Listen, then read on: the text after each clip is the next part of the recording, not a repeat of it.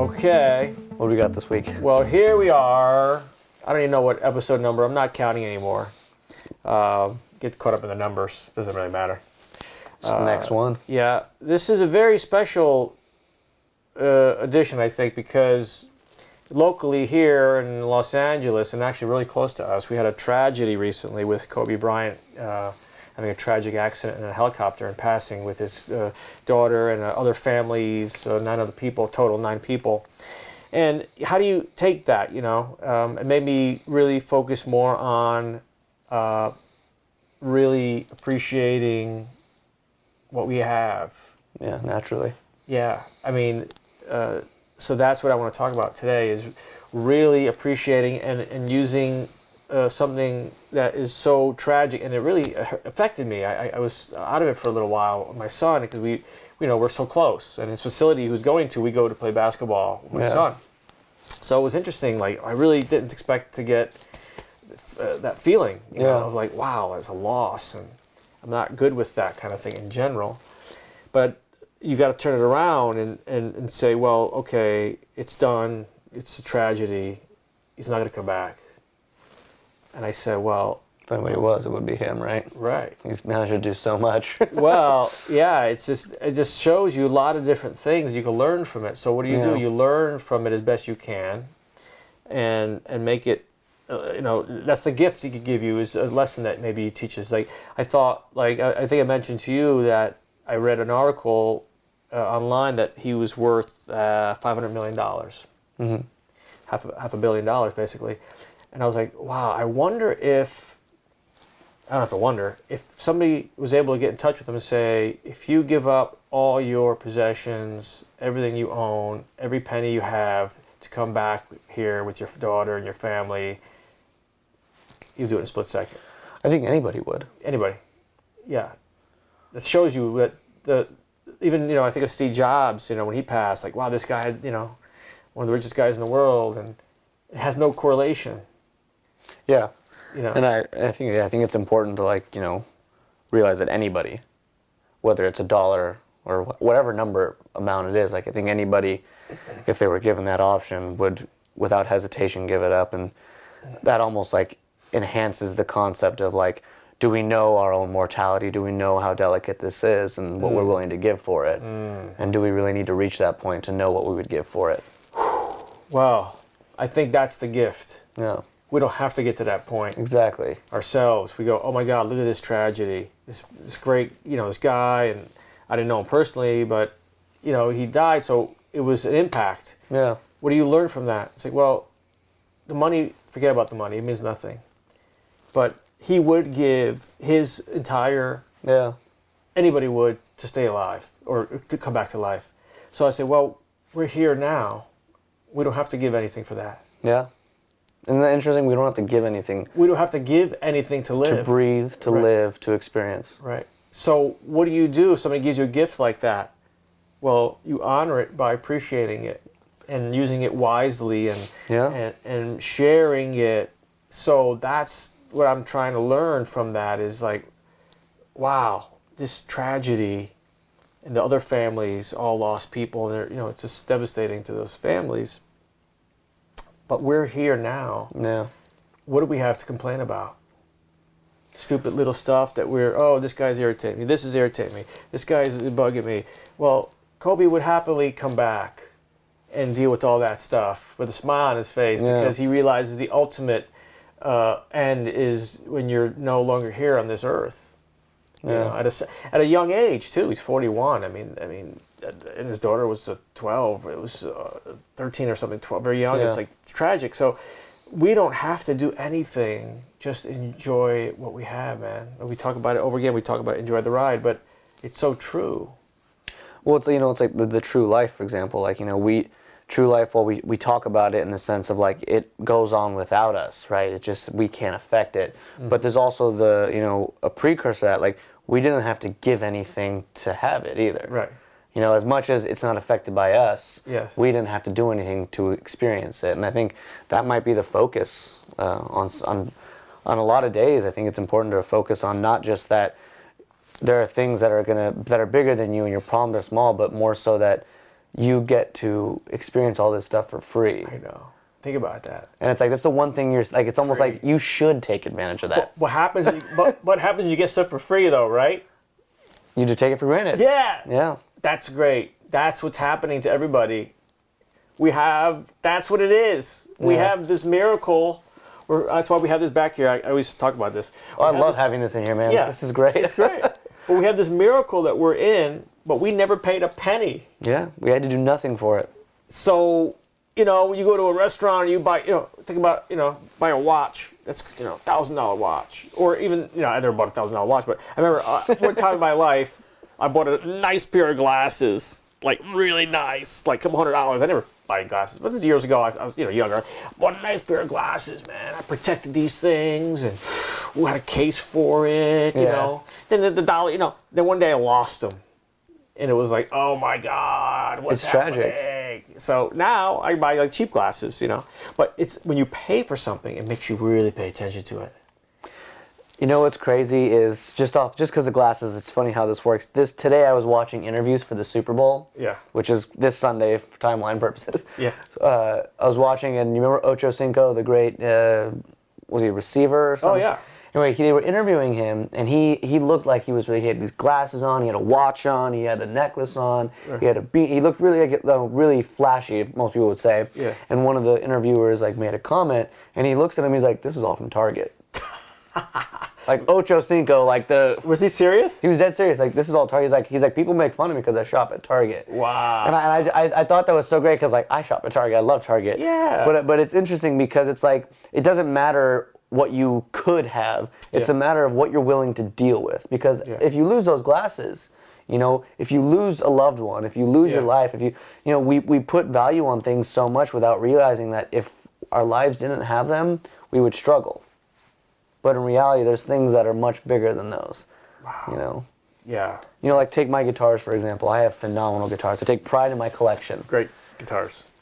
But the fact is, if my guitar's all broke right now, that wouldn't make me not a guitar player. That wouldn't make me not a musician. I'm still me. That's a good way to look at it. So it's interesting what we put value on. Yeah. Yeah. That's important. Is if you put the value in the right place, it all falls in. It all kind of finds its spot, right?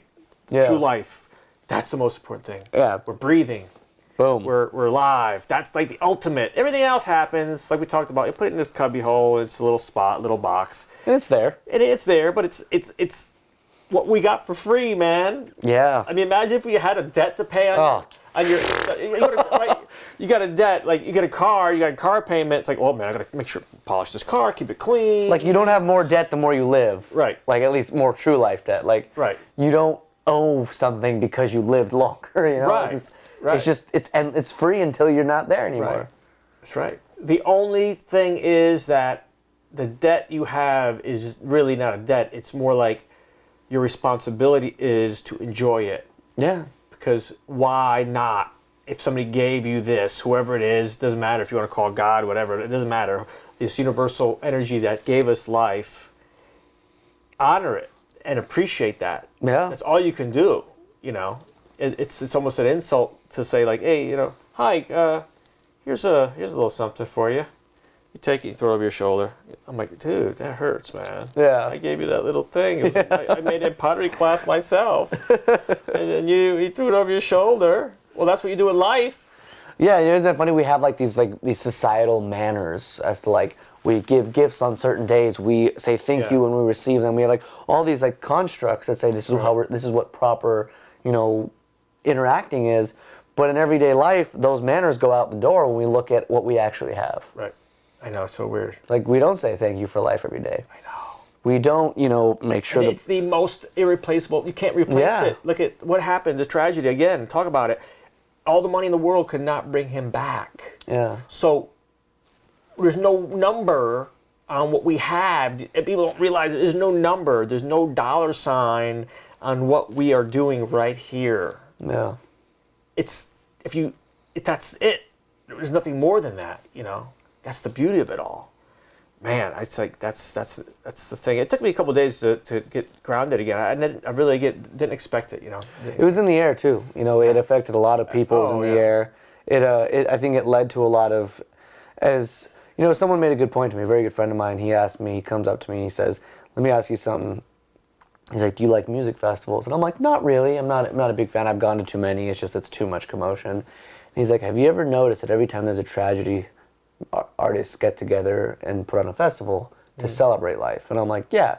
He's like, "Wouldn't it be nice if we just did that to celebrate life, like come together for a positive reason instead of negative reason?" Right. And that's like stuck in my head all day. And this is the day after the Kobe thing. Right. Because I'm watching all these people come together and honor a man and rivalries out the door. I know. Everyone's building each other up.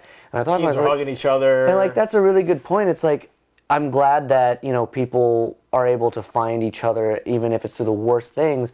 But wouldn't it be great if we didn't have to have those horrible things to bring us together? Imagine if we celebrated that at that level just because we are alive. Right. Just because, we can come together. Right. It stuck with my head because I was like, wow, it's true. Yeah. Why did we were in a vicious cycle of tragedy leads to coming together until we fizzle away again, until something happens, and it's...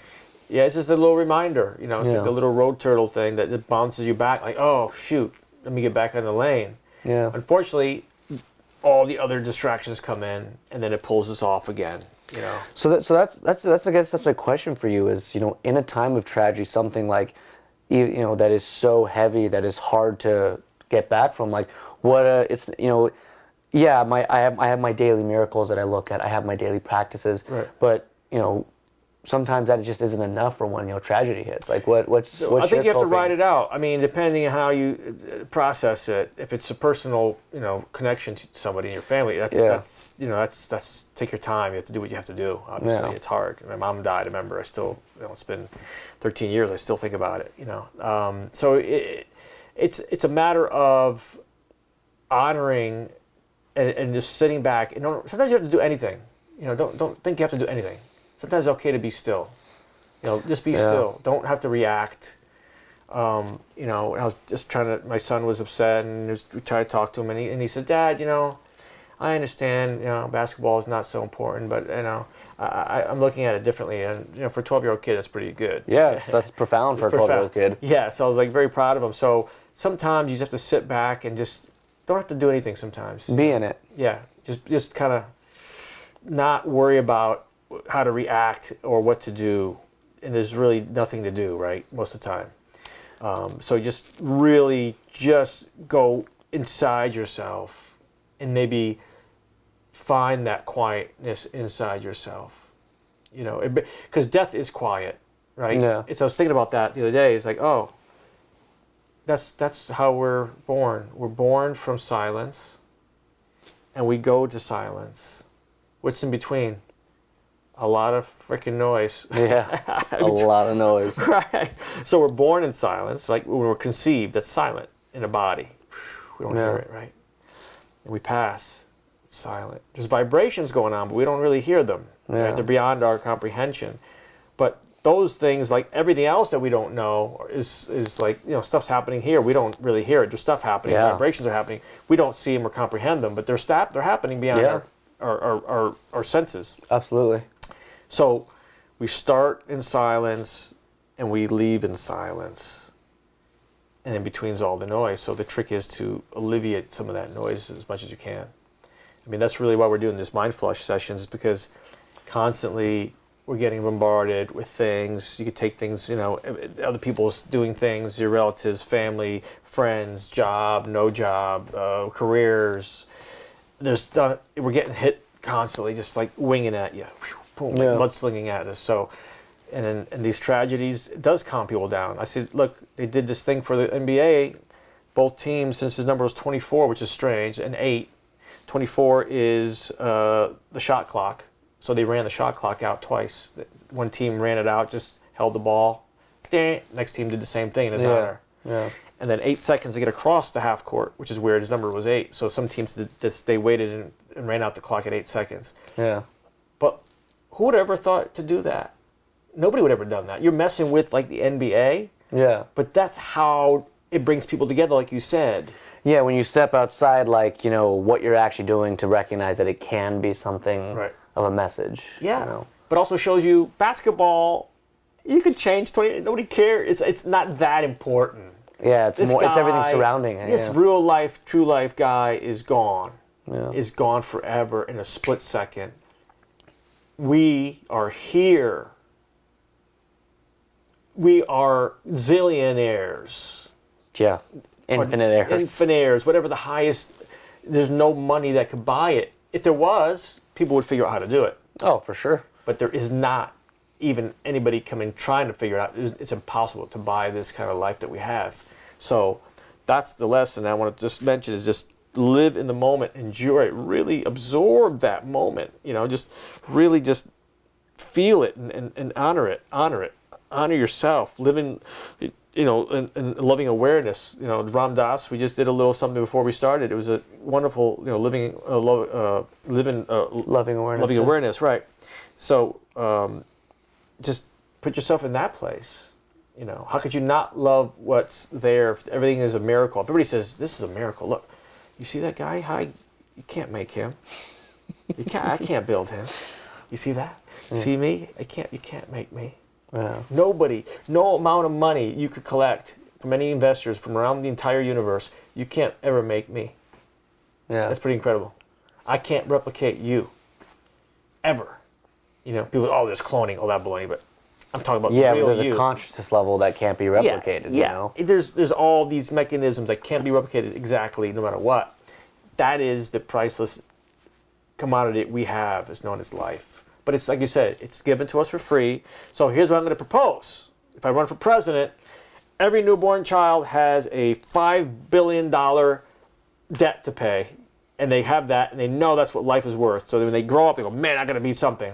Yeah. I'm worth $5 billion, or whatever the number is, $1 trillion, whatever. I used to say, something I used to tell myself daily, like, if I treated time like money, because they say time is money, I was like, but if you really take that for its literal meaning, imagine if you're born and everybody's born with a bank account, you have a certain number of dollars, and you can't make more money.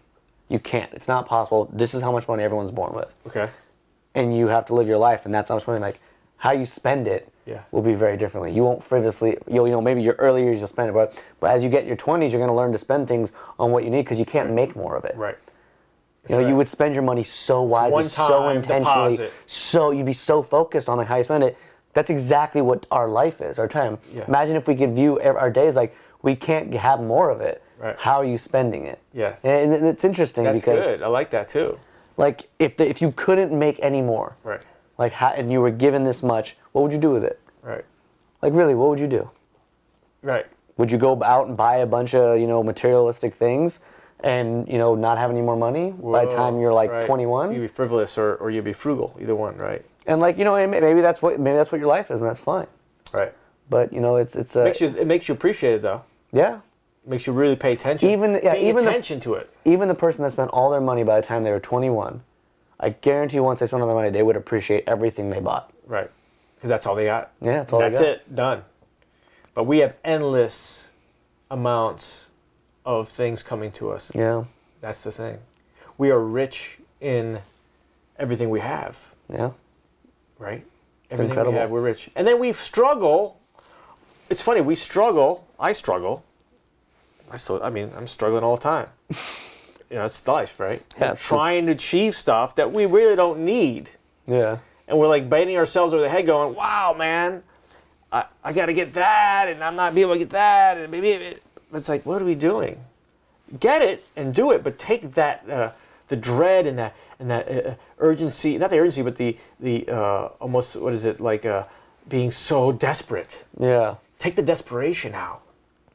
The desperation is sad. It's like, don't be desperate. We have nothing to be desperate about. Yeah. Let's have fun. Let's do our thing. Let's do our art. Let's perform. Let's do things. Let's accomplish Have an things. impact, Yeah. I think with everything we feel, there's a combating concept, like, struggle, this desperation, like this feeling you're talking about. I feel like, at least in my personal experience, the only way I found, the ability to calm my mind and calm myself is to be like, why am I so desperate? Why am I struggling so much? Like, well, I'd really like to make an impact. Do I need this one thing to make an impact? No. This is something I want to do because I believe it'll make an impact. So everything else might help me along the way, but it's me who makes the impact. Sure. So it's been interesting because like that struggle. It's so true. Every day we wake up, I need this. Right. I got to do this. I have to do this. Oh, I don't have enough of this. Right. But at the end of the day, it's like, all right, well, if you had everything at your call, then what? then what? Right. Like, Then you want more. Then you want more, but it's like, Right. at what point do you make the impact on your life, someone else's life, everyone's life? You know, I think it's to start with you, though. it has, absolutely. Because if you're not solid, it's, what are you going to do? Or at least striving to be solid yourself. Yeah, but just do it. Just try to do it as best you can, because you can't lead, a blind person cannot lead a person somewhere down the road. You have to have your own vision. Yeah. You have to have the light, just the guiding light, right? So if you don't have light to guide yourself, it's hard to guide other people. And don't look at it as a job, I mean, what we're doing is just doing it for ourselves. Yeah. We're just doing this for ourselves. And then if it affects the people around you, you've noticed effects about people around you without trying. Yeah. That's not the job. We're just doing this for ourselves. Yeah. It's like a flowering, like a fragrance, right? If you have the fragrance in you, then people start, oh, I like that. They pick up on it. Yeah, let's hang out.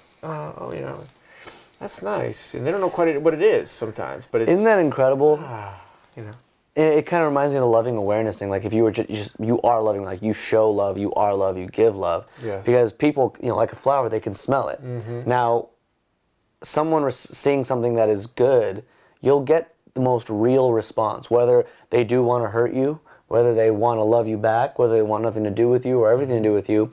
If you give love, you're going to get the most authentic response and the most real relationship, which no matter how good or bad it is, oftentimes more authentic, the easier it is for us to cope with. Right.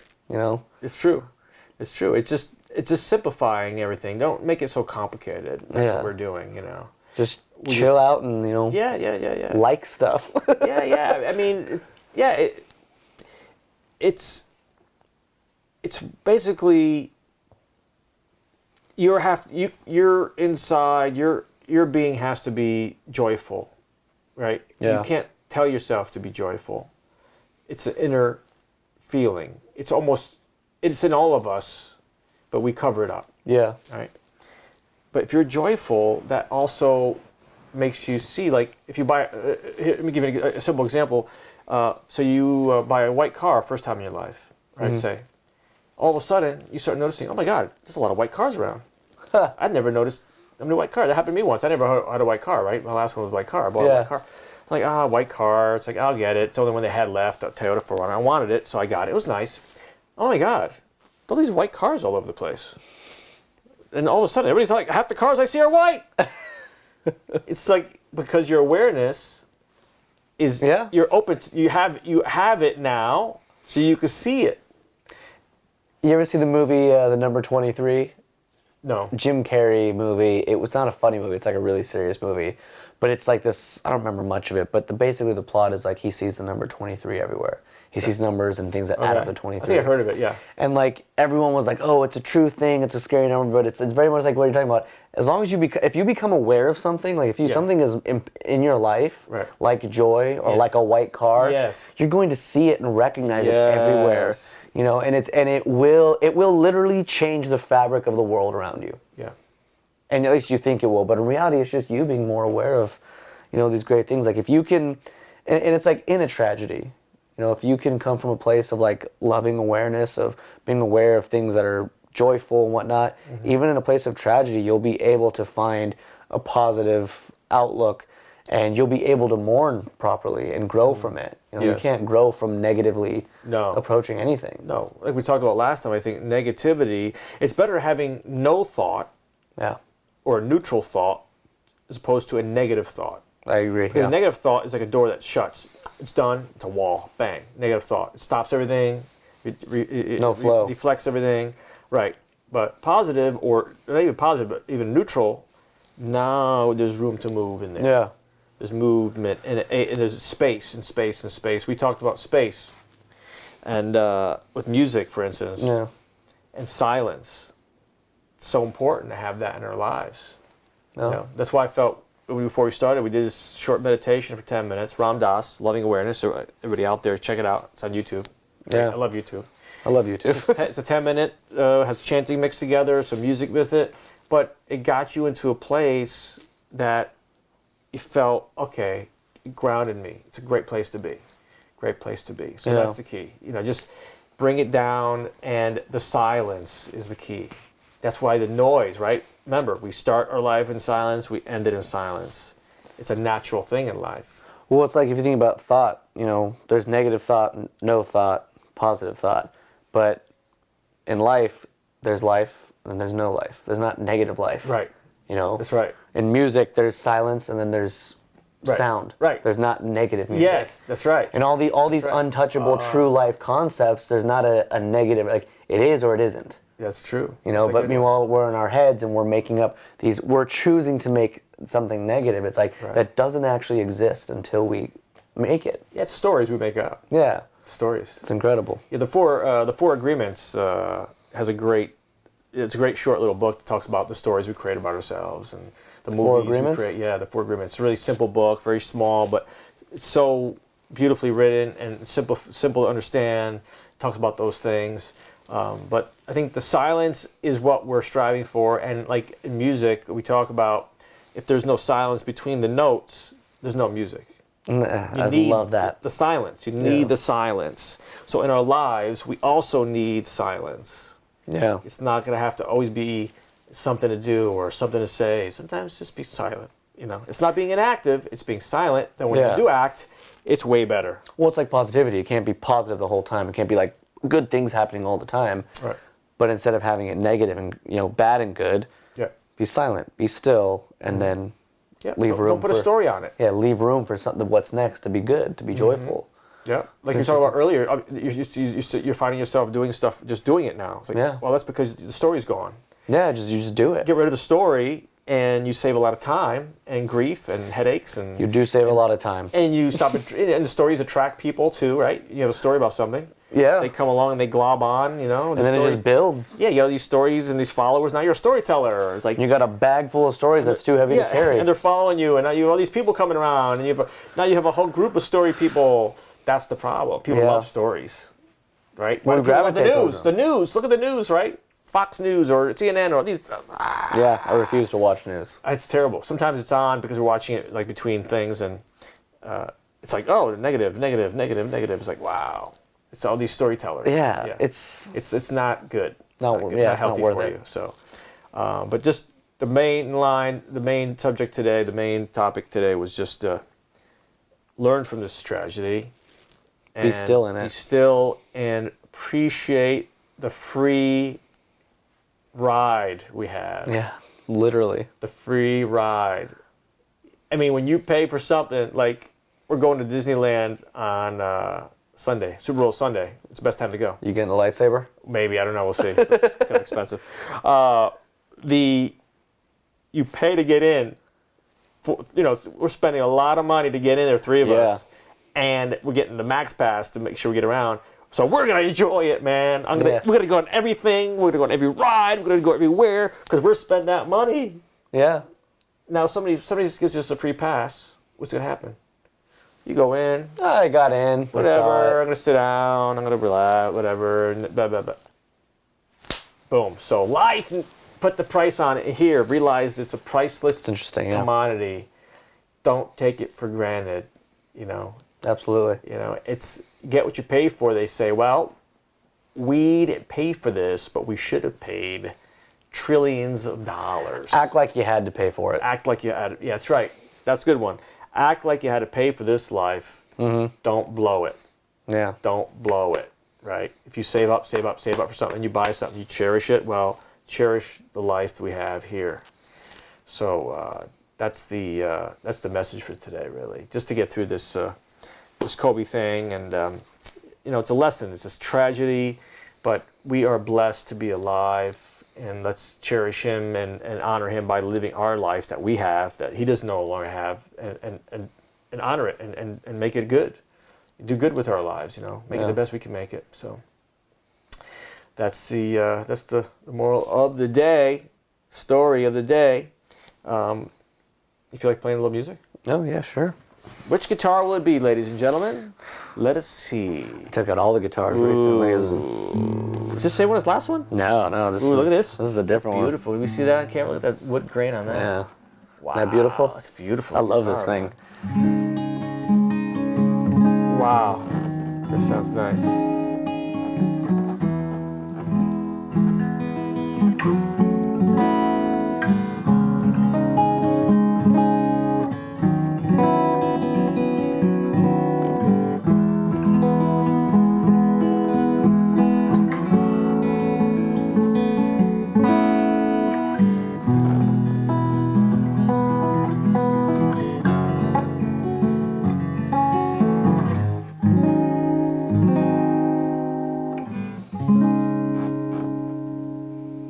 Wish it never ended. It never ends. It doesn't. Enjoy the ride, everybody. Enjoy the ride. Honor our life.